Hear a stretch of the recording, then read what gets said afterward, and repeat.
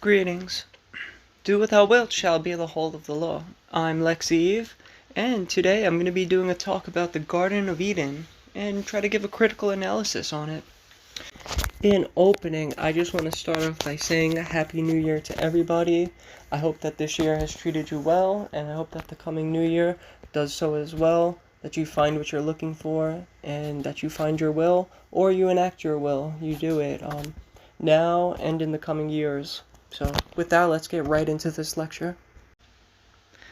I wrote a forethought. So, if you followed me on Facebook, or social media in general, or if you know me, you might wonder why I'm talking about Eden and the Bible when I'm so critical of said book and Abrahamic religious folk quite often. Well, to the latter, the Abrahamic followers, I've been annoyed mostly by the Christmas season being forced upon everyone regardless of religious leanings. Worse, the dotardry of the average Christian never ceases to amaze me. They don't know whether they worship Santa, Jesus, or Mammon on this holiday season. Regardless, I try to only be critical of the folk who would deny liber Oz to others, or who are fueled by hate and greed, especially those who make millions of dollars by peddling faith to vulnerable people that are taken advantage of, especially the elderly, who, fearing death in their old age, are conned out of their savings, which they give to preachers thinking it will reserve them a table in heaven. Meanwhile, that money is going into the preacher's pocket tax-free, and will get the donor nothing in return. Those too who use religion to justify homophobia, racism, misogyny, etc., I have no patience for. I know there are people who practice Abrahamic faiths for strictly spiritual value. Them I have no bone with.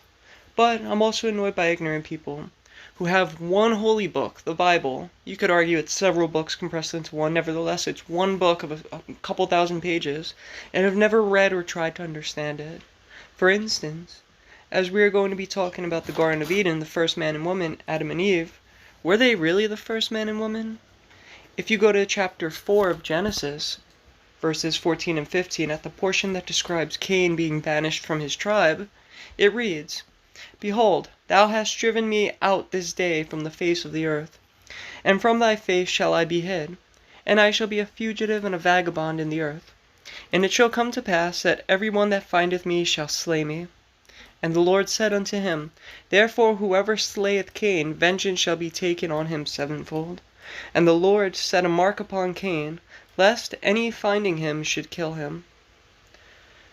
Mankind technically isn't created until chapter 5, so at this time there was only Adam and Eve and their offspring, yet Cain knew that there were other people somehow out in the wilderness that would kill him. If you read critically any portion of the Bible, none of it makes sense. I'm going to digress about this portion, and it's outside of the scope of Eden anyway, but I just wanted to make the point. If you read the book critically, it does not make sense. So about my criticism of the Bible, yes, there are a lot of terrible things meant for a patriarchal society that is long gone, yet its corpse has gripped the floor and refuses to yield to the change our world needs. There is racism, sexism, homophobia, and other horrible things such as the justification of rape, slavery, and incest, all in this holy book, unholy book. Too often the Bible is taken as literal historic documentation, and historians and archaeologists excavate endlessly trying to find any proof of anything that was written in the Bible. Crowley once said, quote, "To take the Bible literally, one would go insane," although you would already have to have been insane in order to take the Bible literally, end quote. Almost all of the Bible is metaphor and allegory, and it is some of these allegorical portions which are of value to me as an occultist. There are prayers which can be used to conjure many an entity, or petition God and its angels to aid thee in doing one's will. While there are some snippets of factual history, and perhaps one in every, let's say, 500 people mentioned might happen to have been a real person, I have an appreciation for select portions, as they can enlighten the individual in regards to the occult science.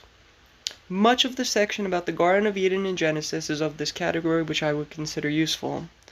In fact, I was just mentioning to somebody very close to me yesterday, it seems like the Golden Dawn was very focused on the Alpha and Omega of the Bible. Genesis, and Revelation, the beginning and end. You get some little sprinkles of things in between, maybe some quotes from some of the Gospels, or some stuff from Isaiah or Leviticus here and there. But the bulk of the Golden Dawn work that pertains to anything from the Torah or the King James Bible was really coming from Genesis and Revelation.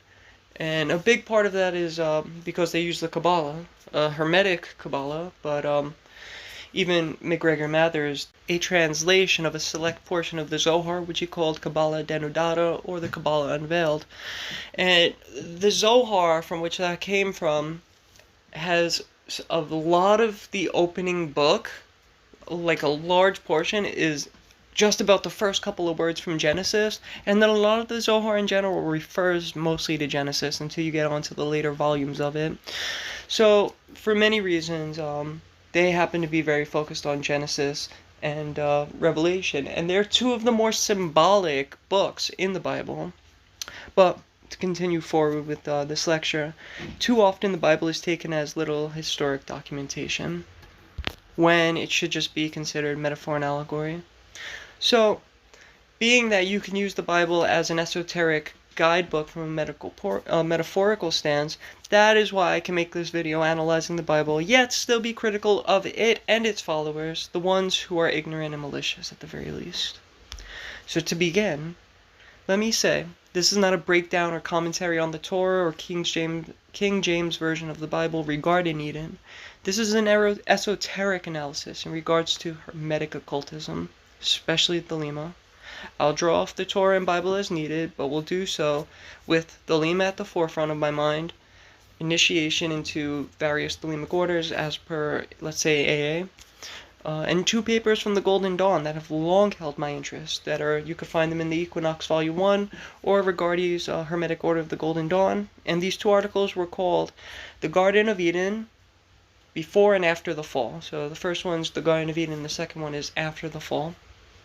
Now, in Greek mythology, Prometheus creates man from clay, and Athena breathes life into him. Later, Prometheus delivers unto mankind the fire of Olympus, raising them from mere primate to a being capable of enlightenment. In Genesis, it was the Elohim who breathed life into clay. This reminds me of the Prague Kabbalists who breathed life into their golem with the word Ameth. You can find more about this in the chapter of Magic and Theory and Practice, Elohim and Elim. Look deep and you might see how magic can come from folklore. Zeus created the first woman and gave her a box and curiosity as defining traits. She was told not to open the box. Her name was Pandora. In Genesis, it's Eve and the apple. Pandora opens the box and releases evil, but also hope and thus free will, and receives knowledge, much like Eve, who receives initiation and thus knowledge of good and evil. So I find these two mythos regarding the creation of mankind to be very interesting from a comparative religious standpoint. And it was by Eve's disobeying the demiurgos and Pandora disobeying Zeus that, let's stick to Eve, she was kicked out of paradise and Adam with her. But this was a great blessing, for according to the mythos, the fact that God allows evil is so that we can make choices that are not, so that we're not automaton robots.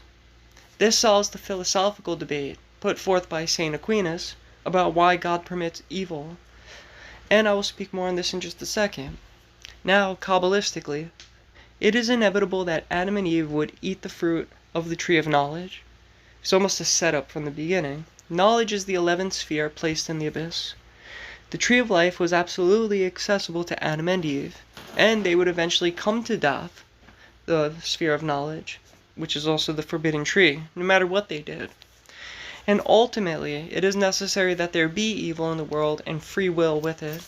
Otherwise, we would be perfect, have nothing from which to redeem ourselves, and in short time life would be stagnant, incapable of growth, if everyone always did the right thing, or that which they were supposed to. We'd have nothing to strive for in life. It would essentially be dull. Let's talk about how Eve came to eat the apple. The serpent Nachesh prompted Eve to eat the fruit of knowledge, telling her that God had lied to her and that the fruit from that tree will not kill her but will make her be like God. As many occultists tell us, this was mankind's first initiation. Nachesh equates to 358, the same value as Messiah in Hebrew. So the serpent was the savior of mankind from the dull and meaningless state of perfection that the Elohim intended for us. Also under the number 358 are the words, and I'll just read the English translations, but there'll be a picture up now. Priest of the Sun, Anointed One, which is Messiah, Shem, and Nachesh also means to hiss or to divine or divination. Taken together, these words describe both Eve's actions consuming the fruit and gaining knowledge, as well as what it means to be an initiate, to look our mortality and flesh in the eye and embrace our being good, bad, ugly, and beautiful. Then, of course, solar consciousness, which would require its own essay to explain fully, as per the word priest of the sun. Let's go back to the creation of man. Elohim said, quote, "Let us make man in our image, that he will be like us." End quote, and I'll not go into the masculine plural form of Elohim, as El is the feminine singular.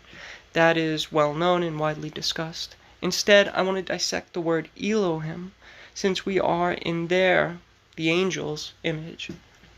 But we are also made of clay, the earth, which, by Hermetic philosophy, earth contains and is made from the other four elements through a type of transubstantiation of a sort, as light or spirit trickled through the veils into Kether and down to condense through heat and pressure through the other 9 spheres until it manifests as physicality. Elohim equates to 86, and this number also gives us Ehia Adonai, or I am the Lord, Hallelujah, which is to worship the highest, a cup, or sacred vulva / yoni, a statue or pillar, Saturn as an idol, earthen substance as an idol. You could think of the golden cow of the followers of Moses, just that something physical, not necessarily gold. That would be more Tefereth, but a Saturn. And I don't want to say lead, it's more meant earthy substance as an idol, nature worship, if you will. To soil and to anoint are also on this list under 86. This grouping indicates a vessel within which the Lord has granted consciousness to thus gain praise and worship from as its creator. It is a circular process, the highest giving life through its energy and creative powers, and the creation giving energy back through its praise for the creator, and round they go in the wheel of samsara, each nourishing and keeping alive the other, much like the Ouroboros, or how light descends, beginning in Kether, landing and condensed into Malkuth, and then rises back up to Kether from the bottom, thus salve et coagula. This to me makes sense why the word Elohim was chosen for this part of the Bible, plus the idea that it was the choirs of angels that created the universe, or Bina and her hosts, that she birthed it. Ancient Hebrew, after all, was considered a holy language, where each word had its own energy and influence. Unlike English, which has 20 words to label one thing, much of ancient Hebrew has but one word that describes several things, and is understood in conversation by the context in which it was spoken, or dagesh dots when written. Thus, Elohim was chosen instead of the many other terms that describe God at a particular point on the tree. Again, with Elohim's numerical value 86, in Liber 58 Gematria, Crowley writes several things of interest. Quote, 86, or 8 plus 6, equals 14. And it says Elohim, the 5 elements. Elohim, the original mischief, but good since it is the key of the pentagram, because 5 equals 1 plus 4 equals 14, equals 8 plus 6 equals 86.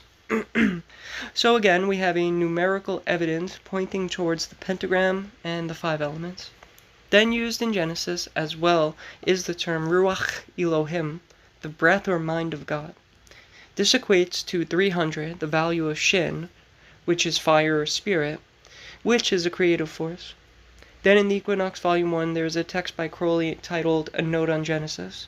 Within it is this passage, quote, "The name Elohim reads El, meaning deity, and Him, in extension, And the numeration of Elohim is 86, which by Gematria reads He Aleph Pe, again meaning spread out or extended, end quote. So all this in summary equates to how Elohim has the ability to create humans.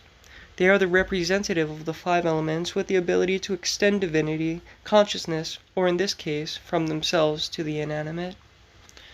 And I'll come back to this all the way at the end concerning the word Eden and why its value is 124. Now, as I said above, the word group under the number 86 surmises the formula Salve et Coagula.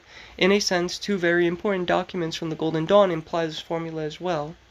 They are Salve et Coagula, the breaking down of nature to reconfigure its pieces that a new synthesized product may be produced with some help of both time and reorganization. Before going back into some more significant Gematria, I think it is time to summarize and analyze these 2 apocryphal documents. The first text, the Garden of Eden, describes this place as paradise in harmony. At the top is, quote, a woman clothed with the sun, with the moon under her feet, and a crown of 12 stars on her head, end quote. And that's from Revelations chapter 12, verse 1. This is later reminiscent of the sign of the beast that Crowley took as his sigil, bearing the sun and moon conjoined. The sun and moon indicate a harmony of male and female polarities combined in one being, an androgynous Yod-He-Vav-He Elohim. The crown of 12 stars, indicating both Keter, the crown, and the wheel of the zodiac with the 12 signs.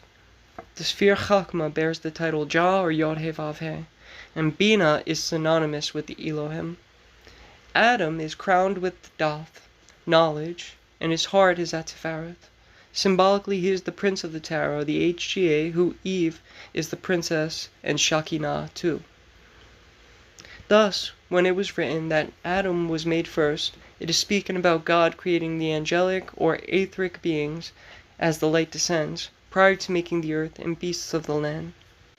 I'm going to make an argument that due to patriarchal influences, Eve has actually confused many a person analyzing the Garden of Eden. And that is because they claim that what was translated as rib, the part ripped out of Adam, was... I think it's inaccurate. Now, if it was rib, this could be interesting as ribs correspond with Gemini, and that Gemini is the lover's card of the tarot. But if you look at the literal translation of the word in the Torah that describes what Eve was made from, it's actually flesh from the center of Adam's being. So rather than Eve being made from one of his ribs, if she is made from the flesh of his side, coming from the center of his being, is indicating that she is from his center, containing equal portions of the highest and lowest aspects of him. She is really a duplicate of him. So how patriarchal people want to put women as not only the corrupter of man, but inferior because she's made from him. No, she's actually a duplicate. There's an equality going on here. In this perfected Eden, the cliff author locked away beneath the feet of Eve, and inevitably had to be released to help along with the evolution of nature. Cliff-auth can translate as shells or excrement. Could you imagine a world without excrement? Nothing could be created unless it was perfect. But then the human anatomy would not function properly. We'd consume food, never release the poisons that we dispel after taking the nourishment, and our species would have died immediately. As uncomfortable as pain, suffering, and maliciousness is, it is all necessary. Besides, once these two beings were created, they were already consuming the fruit from the tree of life, and like I said, would have eventually reached Doth at some point. It could be said that that is exactly what happened. So the whole fall from grace idea is a thought of people who don't understand the necessity of trials and tribulations as a natural part of the human experience, and wish for a world without pain, which, as I said, would destroy our species instantly. Whether it was from not being able to expel excrement from the body, or imagine a world where you couldn't feel pain, you wouldn't know that you're actually hurting yourself. It's just ridiculous and absurd. If we look briefly at the 4 rivers mentioned in this document, they flow from the supernal realm. Each have their quarter, and beginning as spirit, become the elements by transmutation, flowing in one of the four directions, and thus, then, are composed of their corresponding element. This brings up a quote from the Practicus Initiation of the Golden Dawn that further explains them.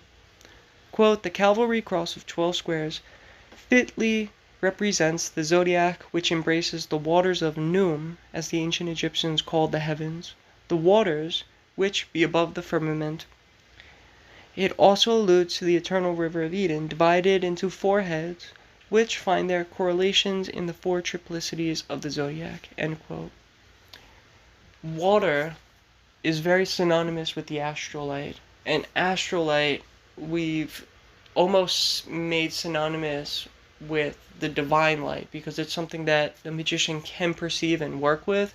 It's fluid, it can be shaped into any form that you can imagine it into, so it's very changeable, just like water is.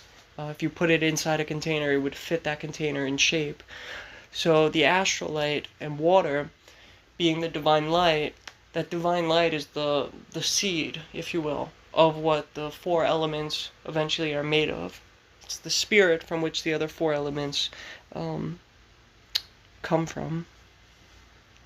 Lastly, on the Garden of Eden, Leviathan, neatly tucked beneath the feet of Eve in the Olam Clifoth. Prior to the fall, Leviathan had 7 heads and 10 horns for the 7 planetary spheres and 10 Sephiroth. Even in this world, the Olam Clifoth, there was a much cleaner order, for one head had 3 horns, which was the supernal Clifothic realm, and another 2 on one head. The rest only had 1 horn.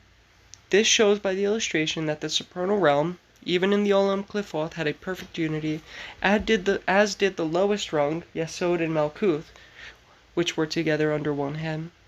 So long as Eve remained stagnant and in place, supporting the pillars of mercy and severity, and propping up Adam, though not coming into union with him, the Clifoth would remain bound and Eden perfect, if we could call such a thing perfect despite my arguments above. But the serpent Nechesh came along and initiated Eve. So Eve was the first initiate of the occult, at least metaphorically, allegorically. Yes, the first initiate was a woman. Let it be stated that Eve was not a betrayer of men. That must have come from the ideas in the patriarchal minds writing the Torah and the translations of the Bible. Eve was a liberator. She passed the first ordeal, fear. She faced the serpent and ate the forbidden fruit. She thought for herself and decided to experiment to see if she was being told the truth, that the fruit from the tree of knowledge would kill her. She was the first scientist, one willing to put her life on the line in the name of science. God told her the apple would kill her. She looked death in the eye and went forward. In Hebrew, Eve yields to the number 19. It's actually spelled Chet, Vav, He. But I prefer the Greek enumeration for her, epsilon diagramma, epsilon, for it yields the number 16. So I personally attribute the number 16 to the spelling of Eve, and is for the following reason. In Hebrew, 16 yields hyssop, he cleaved to, elevated, she, alas, woe, like or equal to. 16 equals 1 plus 6, 7, which is Zion, the lovers, and it's also Venus.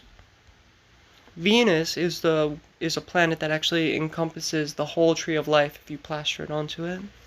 If you take these grouping of words, you could write a sentence after a meditation, something like, "Woe, the fall of Eden and sadness of God to look upon his fallen creatures. She who is equal to Adam and God has risen from her appointed station, becoming like God herself." Now let us continue to the illustration of the fall of Eden. As Eve reached for the fruit of knowledge, leaving the pillars of the tree of life unsupported, they came crashing down, releasing Leviathan.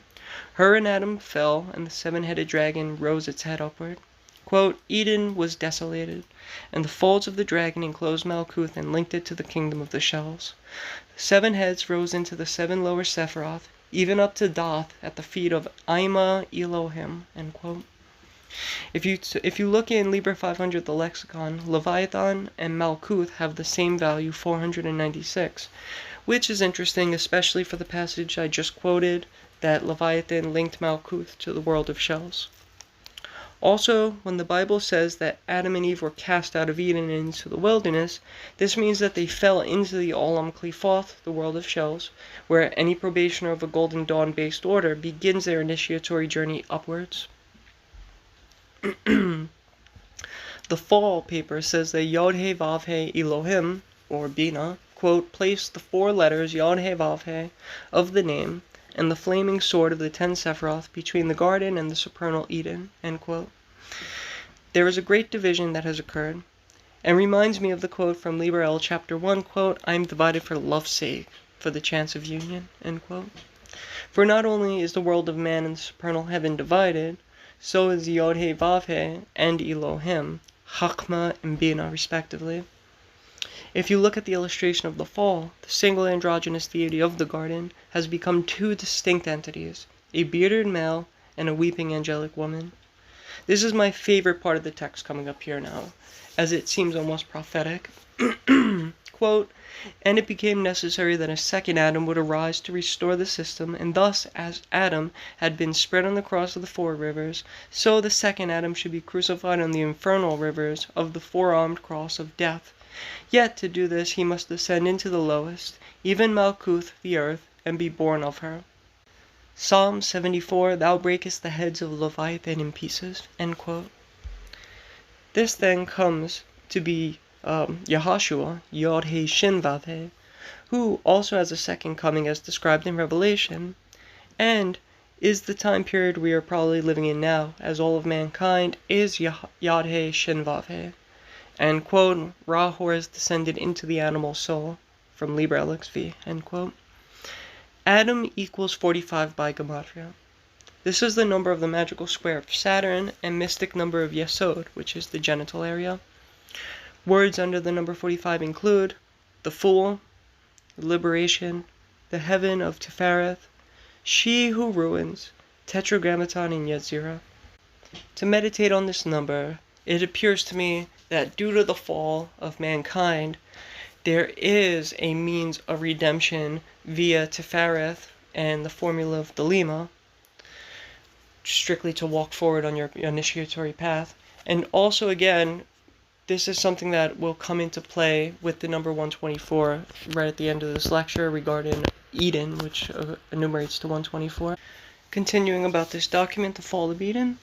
The 7 heads and 10 horns have become 8 heads and 11 horns, to infer Thoth as a reality, a real sphere, which is a trap that so many have yet to face and get past.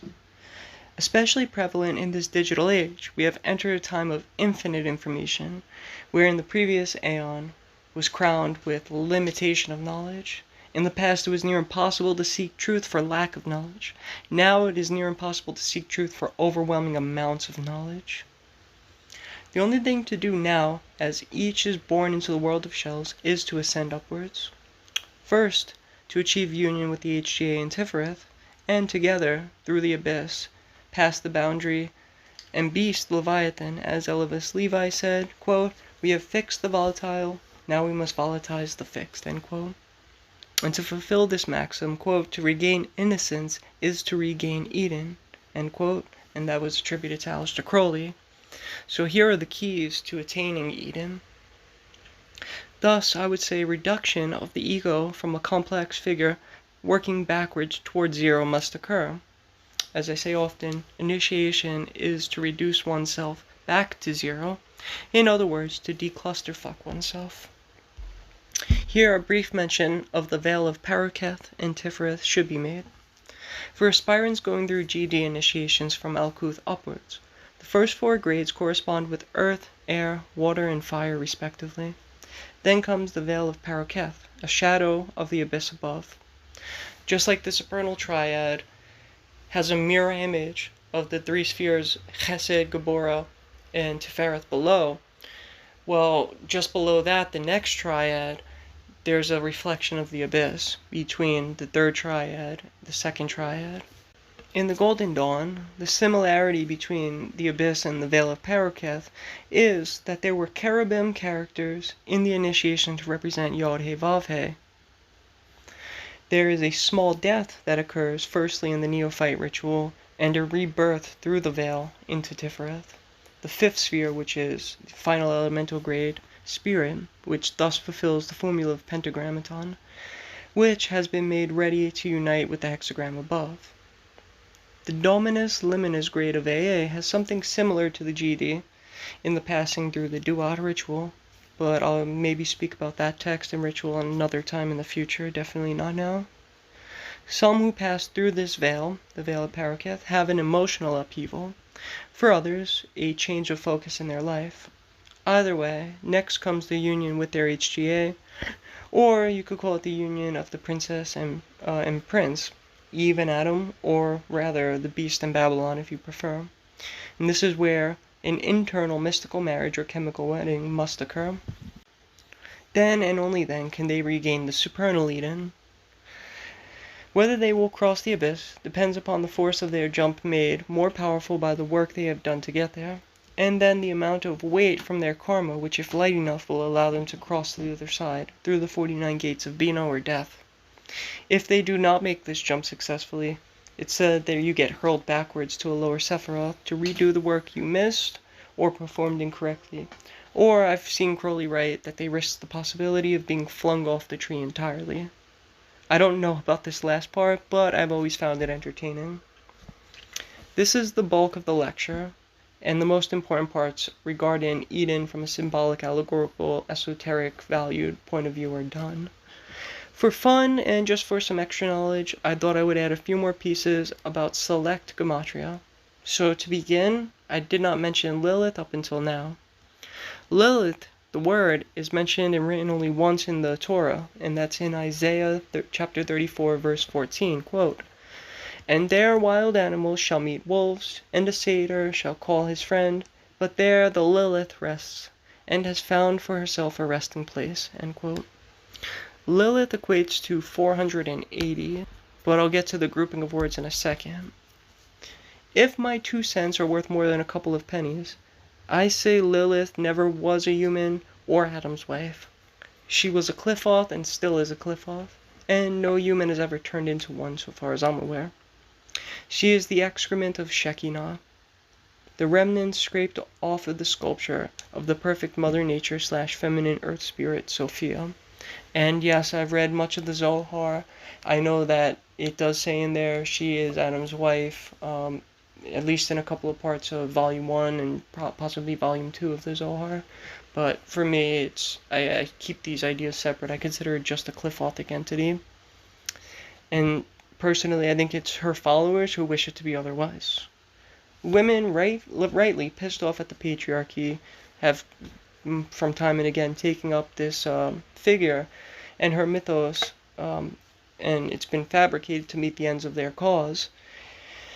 I get the idea of Lilith as a feminist. Yeah, she did not want to lay under Adam, and that was one of the reasons that she left.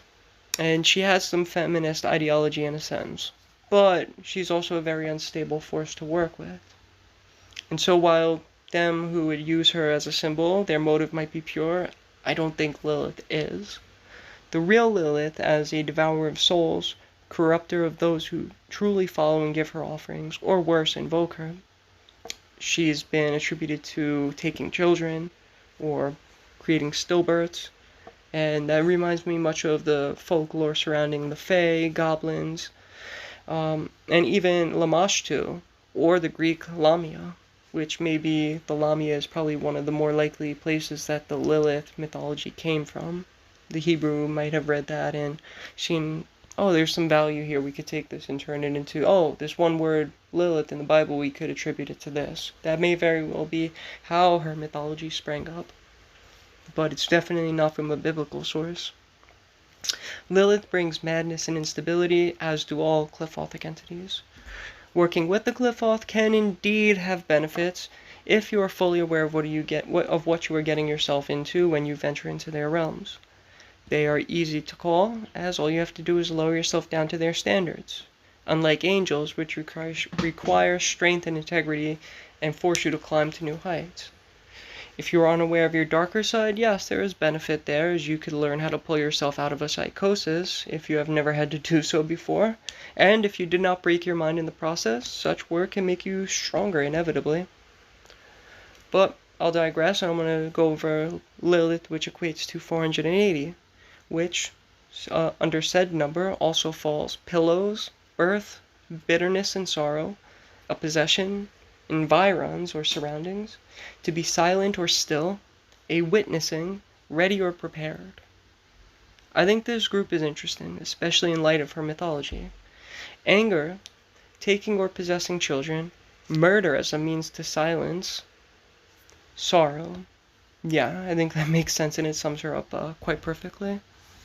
In Libra 58, the number 124, which is Ayin Daleth Nun, is Eden, the narrow gate or path between death and the devil, Crowley writes. Under the number 124 is an oak or hardness, pleasure, delight, Eden, the cliffoth of Chakma, which is Ogogiel or Gogiel. Yeah, there's several pronunciations, but Gogiel seems to be the more common one. So in this group under 124, oak corresponds with Gabora/Mars and Kaf/Jupiter and 32-bis Earth. In a sense, as one of the harder woods, oak, with these correspondences above in mind, here represents the same as Priapus, the phallus of earthly nature. Much as pleasure, Eden, paradise, too imply sex, both as a corrupter of nature for death and orgasm are one, but on the other side of it is creation, regeneration. Gogiel are corruptors through knowledge and word. Taken in conjunction with the Eden mythos, knowledge as the corruption of paradise, I find that all of these words which fall under 124 are perfectly fitting with the mythos, and almost ironically so. 124 equals 31 times 2 squared. 31 is of high value to the Lema in the Book of the Law, and 2 times itself likewise is interesting, for 2 can be considered a horrible number by Pythagorean numerology, but it can also lead from duality to union as per the 0 equals 2 formula. In Libra 58 Gematria, Crowley says that there is a narrow pass between Atu's 13 and 15, death and the devil, where Eden is attributed. This, of course, must be Tifereth. I thought the quote about Eden may have meant below Tifereth at first, perhaps the crosses Salmek and Pe, or even the Veil of Paraketh, but nothing comes to my mind in this regard which makes sense.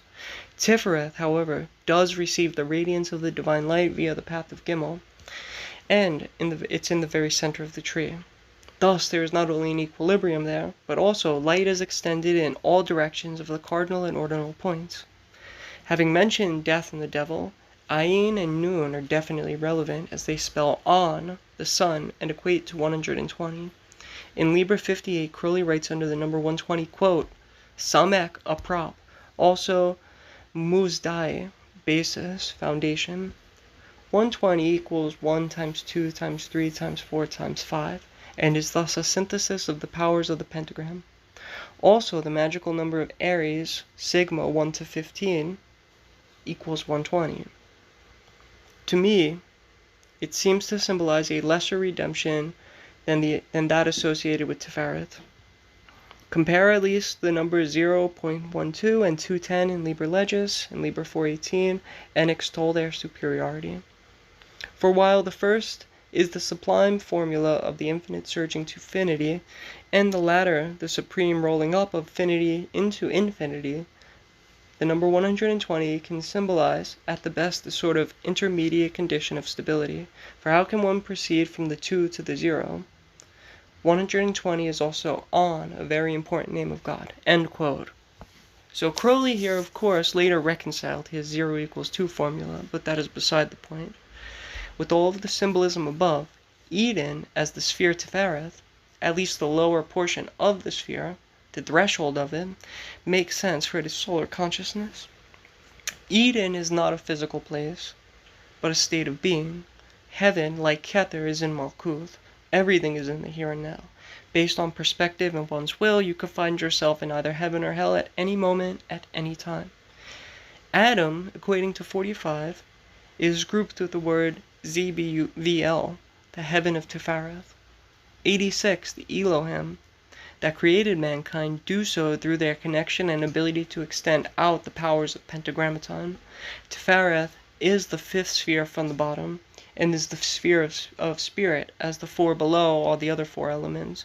Thus, in Tefereth, the microcosm is perfected, and is synonymous with the entry to the sphere. And more so than anything else, this makes sense to me why the narrow pass between the devil and death is attributed to Eden. From here, union with the macrocosm is finally possible. So I'm going to give one more little grouping, and that's the number 777, which we find in the Liber 500, the lexicon, two words, the flaming sword and the Olam Qliphoth. I can say that from a certain point of view, the flaming sword is the light descending, and the Olam Qliphoth, as per the fall of Eden, is then the path of the serpent who ascends the tree by initiation, which really is symbolic of the Kundalini force being awakened and controlled by the magician through their many initiations through the Tree of Life. But aside from that, I can do no better than to quote directly from Liber 58 the two explanations of the number 777. So part one of the two explanations, quote, the number 777 affords a good example of the legitimate and illegitimate deductions to be drawn. It represents the sentence in Hebrew, quote, one is the spirit of the living God, end quote, and also, quote, the world of shells, excrements, the demon world, end quote. Now, it is wrong to say that the idea of the unity of the divine spirit is identical with the idea of the muddle of chaos, unless in that exalted grade in which the one is the many.